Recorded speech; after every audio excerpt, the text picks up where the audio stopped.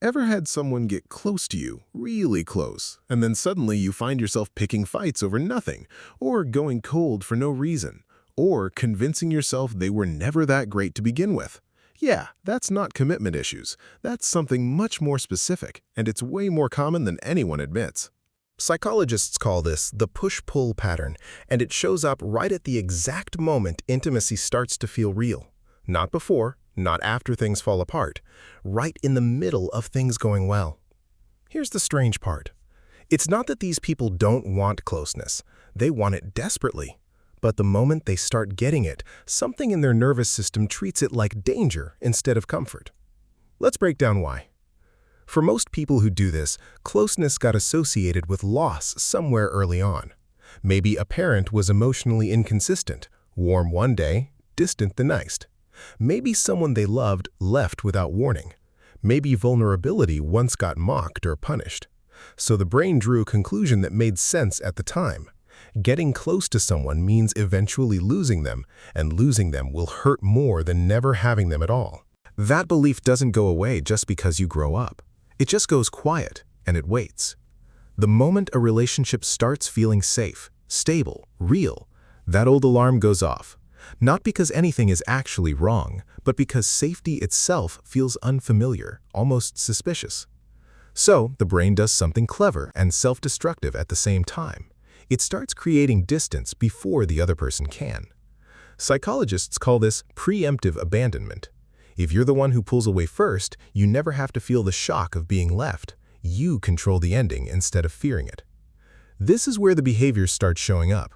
Sometimes it's picking a fight over something small, a tone of voice, a delayed text, anything that can be twisted into evidence that this person isn't safe after all. Sometimes it's going quiet, pulling back affection right when the other person leans in. And sometimes it's the harshest one, mentally rewriting the relationship. Suddenly you're listing every flaw, convincing yourself they were never that special, building a case for why leaving wouldn't even be a loss. None of this is manipulation in the way people assume. It's not calculated. It's a nervous system running an old survival script on autopilot, and the person doing it often doesn't even realize what's happening until much later, if ever. There's a term for the internal experience, too.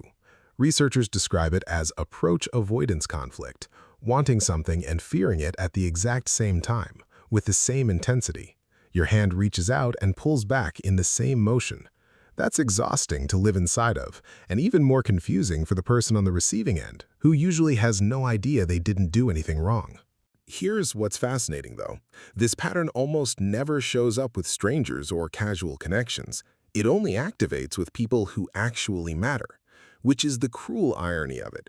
The safer and more genuine the connection, the stronger the urge to sabotage it. People with this pattern don't destroy relationships that mean nothing.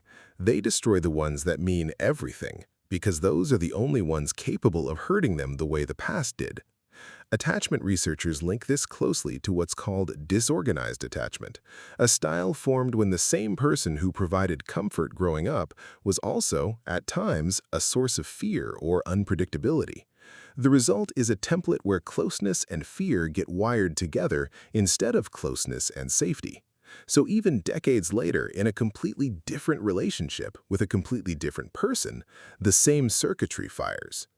The good news is this pattern isn't permanent. It's learned, which means it can be unlearned. But it starts with recognizing the moment it happens instead of justifying it afterward. That instinct to create distance right when things are going well, that's not truth. That's an old alarm system misfiring in the present based on evidence from the past. If you've ever done this, it doesn't mean you're broken or incapable of love. It means you loved once or watched love happen in a way that taught you closeness wasn't safe. And that lesson can be replaced with a new one, but only once you can see it clearly enough to stop reacting to it in the dark. If this hit home for you, please subscribe. And if you want to support these deep dives, hit that join button to become a channel member. I'd genuinely appreciate it.